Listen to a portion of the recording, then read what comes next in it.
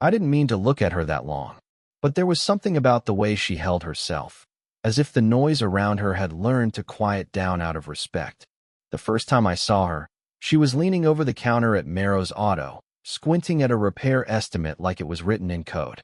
The place always smelled of oil and rain-soaked tires, and the fan above the register made that dull, metallic clicking sound, the kind that fills silences you don't know how to escape. I was the one behind the counter. Temporary job. Nothing special. But when she spoke, the air felt rearranged. "You're charging me twice for labor," she said. Calm. Certain. Not angry, just unwilling to be played. Her voice wasn't loud. It was measured, like someone used to holding a room without raising her tone. She wore her hair pinned up messily, the kind of style that looks accidental but isn't. She had a faint ink smudge near her wrist. I'd later learned she was a teacher, though at that moment, I just thought it looked like she'd been writing something personal, something she wasn't ready to show anyone. "You're right," I said, double-checking the sheet. "That's my mistake." When she smiled, not kindly, but with quiet amusement, it felt like being caught trying too hard. "You're honest. That's rare," she said, signing the paper with quick strokes. I wanted to say something back, anything clever, but my tongue decided silence was safer. Instead, I watched her hand, the way her thumb brushed the edge of the pen like it was something alive. The door chimed when she left, and for a moment, the smell of her perfume, faint citrus, old pages, something warm, stayed longer than she did. She came back 3 days later. Said her car still made a sound. A soft rattle, she described. Like it's nervous. I don't know why, but I laughed, too loudly. "Maybe," and she gave me that half smile again. "You think I'm joking?" she asked.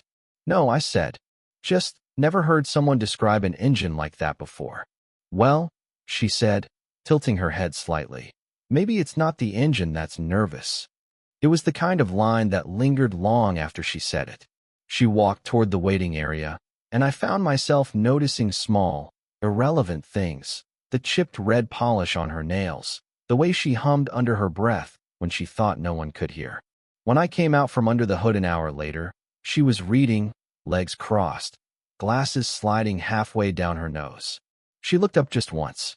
That was enough. "You fixed it?" she asked. "I think so," I said. "But if it still rattles, you can bring it back." She raised an eyebrow, teasing. "That an invitation or a guarantee?" I opened my mouth, then stopped. She didn't wait for an answer, just stood, smoothed her skirt, and left a tip on the counter. A tip for an oil-stained mechanic who hadn't earned it. That night, I couldn't sleep. Not because of her smile. That would have been easy to brush off.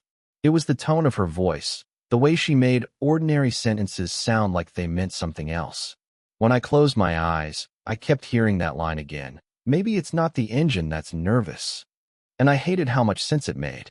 I didn't know her name then. Didn't know where she lived, what she wanted, or what she'd already lost. But something about her made me aware of how young I still was, and how strangely drawn I felt to the kind of woman who could look at me, smile once, and leave me wondering what, exactly, she'd just repaired. That night, the garage felt too quiet, the lights too bright, and my chest, it rattled softly, like it was nervous. It was raining again when she came back, thin silver streaks against the workshop windows, the kind that turned the world into a quiet blur. I'd just started closing up when her headlights broke through the downpour, flickering like an afterthought. Her car door creaked. She stepped out, holding a broken umbrella that had clearly lost a fight with the wind. Her hair was damp at the edges, strands clinging to her neck. She laughed once under her breath. Not at me, not even at the situation, just the kind of laugh people use when they're too tired to complain.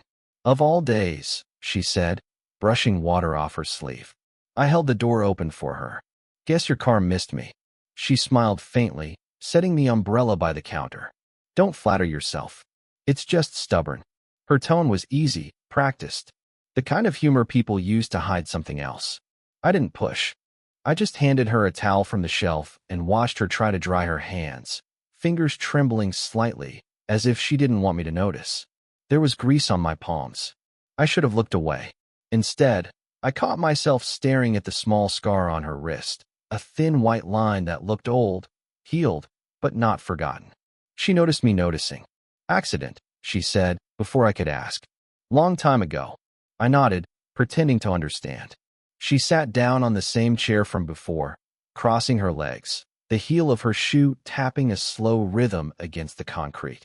There was something different in her eyes tonight, softer, but also elsewhere. I worked quietly, pretending to focus on the car, but I kept catching fragments of her reflection in the window. The way she pressed her lips together as if holding back words. The way her shoulders tensed every time thunder cracked. "You ever get tired of this place?" she asked suddenly. "The shop?" She nodded. "The noise. The smell. The sameness of it all." "Sometimes," I admitted. "But it's simple. Simple's not bad." She gave a small smile, one that didn't reach her eyes. "Simple is terrifying when you've forgotten what it feels like." The silence that followed was heavy, but not awkward, just honest. When I handed her the keys, her fingers brushed mine, just barely. It wasn't deliberate. At least, I don't think it was. But her hand lingered for a second too long, then pulled back as if she'd touched something too warm. "Thank you," she said quietly. "For what?" "For not asking questions." Her voice caught on the last word. It wasn't weakness, it was restraint. The kind of restraint that hides behind practiced calm. She left soon after, walking into the rain without opening her umbrella. I stood at the doorway, watching her silhouette dissolve under the streetlight's flicker. And for reasons I couldn't explain, I found myself wishing she'd looked back. Just once. She didn't.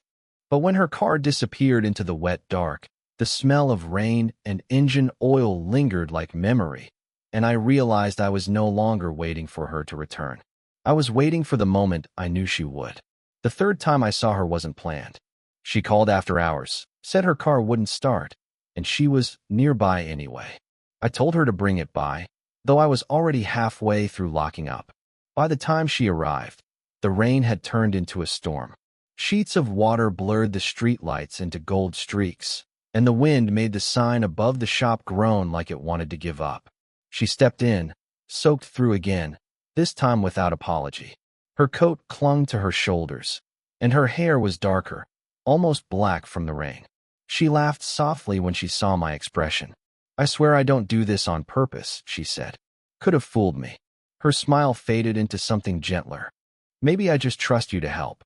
That landed somewhere deep, between my ribs and my throat. I tried to hide it by bending under the hood of her car. We talked while I worked, about nothing, really. She asked if I ever thought about leaving this town. I asked what she'd do if she did. She said, "Probably make the same mistakes somewhere new," and laughed, but the sound cracked halfway through. When I glanced up, her hands were folded tightly in her lap. Her nails pressed faint crescents into her skin. I wanted to tell her it was okay, that whatever she was holding back didn't have to stay locked inside. But I didn't. I just listened to the hum of the rain and the distant rumble of thunder. After a while, I told her the car would need to stay overnight. She didn't seem surprised, just nodded. "Then I'll wait. I don't feel like going home yet." The words came out too quietly, as if she hadn't meant to say them. I brought her coffee from the office, cheap, burnt, still warm.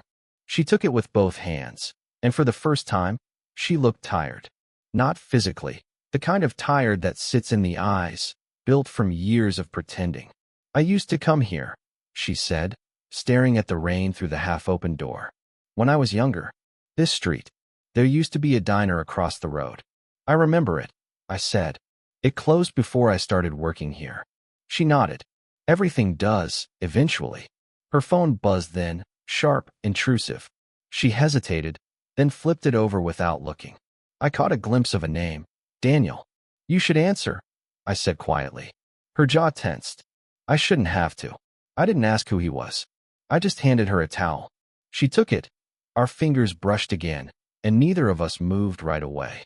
Outside, the storm thinned to a soft drizzle, a quiet backdrop to something fragile hanging between us. She looked at me then, really looked. The kind of look that strips away names, ages, reasons. For a heartbeat, it felt inevitable. The pull between us, the quiet gravity of being too close for too long. Her lips parted slightly, as if to say something, then her phone buzzed again. Louder this time. She stepped back. I should go, she whispered, almost apologetic. I nodded, pretending it didn't matter. Pretending the air hadn't just changed shape around us. As she left, she paused at the door, one hand on the frame, head turned just enough for her voice to carry. You shouldn't wait up, she said. But I already knew I would. She didn't come by for a week. I told myself I didn't notice, but the lie was too obvious. Every time the shop door opened, my chest tightened, expecting her shadow, her voice, the faint perfume that lingered longer than reason. When she finally did appear, it wasn't her car this time. She came on foot, hair windblown, eyes tired. It was late, the kind of late where the world forgets to make noise. You're still here, she said, as if she hadn't been the one gone. I could say the same. She smiled faintly, then didn't. Her hands were empty, her tone softer than I'd ever heard. I was driving by. The lights were on. That's all it takes. She met my eyes for a second too long. Maybe. There was nothing else to say, so we didn't. She wandered the shop, tracing the edge of a workbench with her fingers, eyes scanning the clutter like it meant something. I watched from a distance, unsure if I wanted to move closer or let the silence explain us. After a while, she turned. You're quiet tonight. So are you. She hesitated, then stepped nearer. You make it hard to know what to say. That hit somewhere deep. Then don't say anything. But she didn't stop. I can't keep coming here like this. Her voice trembled, not from fear, but from restraint. People talk. They assume things. And maybe they're not wrong. I swallowed hard, the words caught in my throat. You think I care what people assume? I think you don't understand what it costs me if they do. Her eyes were glassy, but she wasn't crying. Not exactly. She just looked like someone who had used up every version of strength and was down to honesty. I'm not trying to make this complicated, I said. It already is, she whispered. The air felt too small for both of us. I took a step forward, not close enough to touch her, but close enough to feel the warmth coming off her skin. She didn't move back. Her breath was unsteady. You're too young to carry someone else's damage. And you're too careful to admit you want to be seen. That silenced her. Completely. Outside, the wind rattled the windows, making the lights flicker. She looked away first, fingers curling into her palm.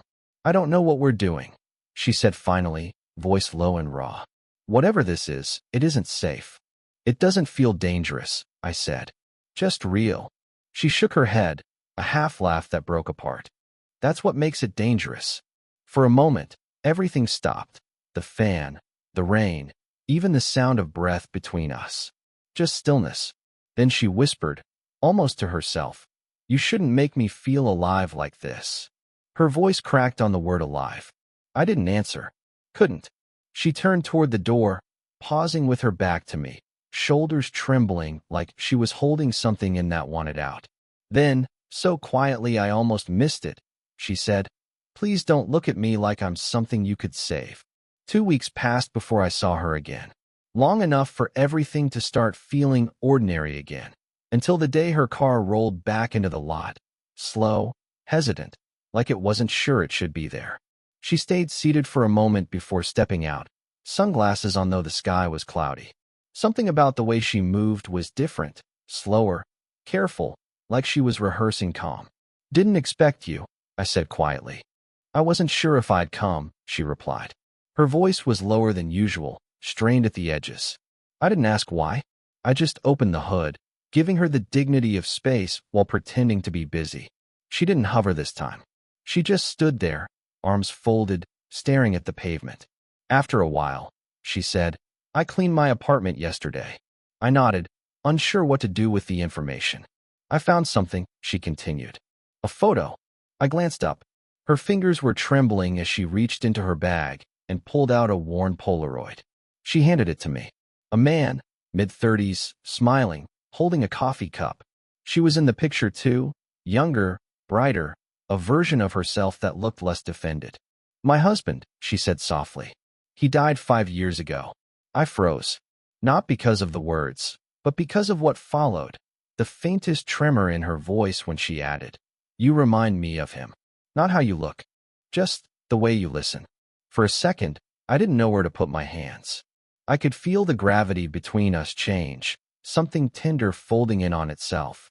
She took the photo back carefully, pressing her thumb along the crease. He used to fix things too. Couldn't stand when something didn't work the way it should. He'd stay up all night tinkering. Her laugh was soft but hollow. He said everything could be fixed if you just looked close enough. I didn't know what to say. The only sound was the soft click of my wrench and the faint hum of the overhead light. Then she whispered, almost to herself, "You make it hard not to believe that again." That line, quiet, unguarded, hung in the air like the last chord of a song that shouldn't end. I wanted to reach out, to say something that might ground her back to now, to me. But the look in her eyes wasn't about me. It was about memory. I was a reflection, not a person in that moment. "Still," I said gently, "you don't have to apologize for remembering." She looked up, startled, as if she'd forgotten she wasn't alone. Then she nodded, a small, broken motion. When she left, she forgot the Polaroid on the counter. I noticed it only after the door had closed, her taillights fading down the wet street. In the photo, her hand was resting on his shoulder, light, trusting. I traced the outline of that gesture with my thumb before setting it down. The rain started again, tapping softly on the roof. And for the first time since meeting her, I understood the quiet between us wasn't about what might happen. It was about everything that already had. It was late again when she came back. Not for her car this time, just to return the photo. I was sweeping the shop floor, the radio humming low static. When the door opened, I didn't even look up. I knew it was her. She held the Polaroid carefully, like something fragile. "I think you should have this," she said. I frowned. "It's yours." She shook her head. "Maybe it was. But I don't think I need to keep it anymore." There was a long pause between us, filled only by the soft whine of the fluorescent lights. She wasn't wearing her ring anymore. I'd noticed the tan line last time, a faint circle on her finger, gone now. "I didn't mean to use you," she said finally. "I know I did. I wanted to feel something simple again. And you made it easy to forget how complicated I've been." I set the broom aside. "You didn't use me." She looked at me, eyes steady but rimmed with exhaustion. "Then what did I do?" I didn't answer. I just stepped closer until I could smell the faint trace of rain still clinging to her hair. The distance between us wasn't much, a breath, maybe less. "You reminded me what it feels like to want something I shouldn't," I said. Her lips parted, not in surprise, but in quiet understanding. There was no defense left in her, no walls. Just truth. "You know this can't go anywhere," she whispered. "I know. Then why are you still standing there?" I thought about it. "Because you didn't move either." That made her laugh, small, unguarded, the kind that hurts because it's real. She leaned back against the counter, closing her eyes. "You make everything too still," she said. "Like the world stops when you look at me." "I don't mean to." "I know," she said, opening her eyes again. "That's what scares me." The silence that followed wasn't tense. It was full, dense with everything we'd never said, everything we already knew. Outside, the rain began again, gentle, rhythmic, the sound of something ending without breaking. She reached out then, barely. Her hand brushed my wrist, a soft, searching touch. Not to pull me closer, not to ask for anything. Just contact. Proof. I turned my hand, our fingers touching lightly. Not holding, not claiming. Just there. Neither of us spoke. There was nothing left to explain. After a moment, she exhaled, a trembling, human sound that felt like both surrender and relief. "You were never a mistake," she said quietly. "But I think you were meant to remind me I can still feel." I didn't reply. Words would have ruined it. We stood there in the hum of the shop, our hands barely touching, until she finally stepped back. When she reached the door, she looked over her shoulder, and for the first time since I'd met her, she didn't smile. She just nodded, slow, certain, like someone acknowledging gravity. Then she left. The bell above the door jingled once, softly, and the silence that followed felt complete. And in that silence, I realized love hadn't arrived like a confession. It had been collapsing quietly between us all along. It's been 8 months since she left. The shop feels different now.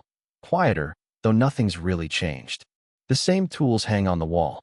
The same hum fills the air when I flip the lights on in the morning. But there's a stillness that wasn't there before. Not empty, just honest. Some nights, when the rain hits the roof the way it used to, I catch myself expecting to hear that soft knock on the glass door. I still turn my head, even though I know it won't be her. Funny how habits outlast people. I never saw her again after that night. Not really. There was a letter, a short one, tucked under the shop door a week later. It wasn't goodbye, not exactly. More like a confession written too late. She said she'd started teaching again. Said she was learning how to sit with quiet without trying to fill it. At the bottom, she wrote, "You reminded me that being seen isn't the same as being trapped." I didn't write back. There was nothing left to add. But I think about her when I see the old Polaroid on the shelf above the counter. The edges are curling now, color fading, like a memory gently letting go of itself. I keep it there, not out of longing, more out of gratitude. It reminds me that not everything we lose is meant to return. Some things are meant to teach us how to lose. People talk about love like it's a fire, something that burns bright, consumes, defines. But what she taught me is quieter. Love isn't always ablaze. Sometimes it's the sound of two people realizing they don't need to fix each other to matter. I used to think I was too young to understand her, too inexperienced, too unscarred. But maybe understanding isn't about age. Maybe it's about standing still long enough to let someone show you their damage without trying to rearrange it. She taught me that. And maybe I taught her something too. That broken doesn't mean finished, and that it's okay to start over without knowing what comes next. I still work here, still get oil on my hands, still stay late sometimes when I shouldn't. But I notice things differently now. The smell of coffee cooling, the way the rain sounds against tin, how silence can say more than people ever dare to. And sometimes, when a customer smiles a certain way or asks for help they don't really need, I catch that flicker of memory again. That moment where something almost happens, and both people know it, but they choose kindness instead of chaos. That's love, too. It doesn't have to last to be real. If you made it this far, tell me, have you ever met someone who didn't stay, but still changed everything about the way you love? Leave a thought in the comments. Maybe some stories aren't meant to end, just to echo.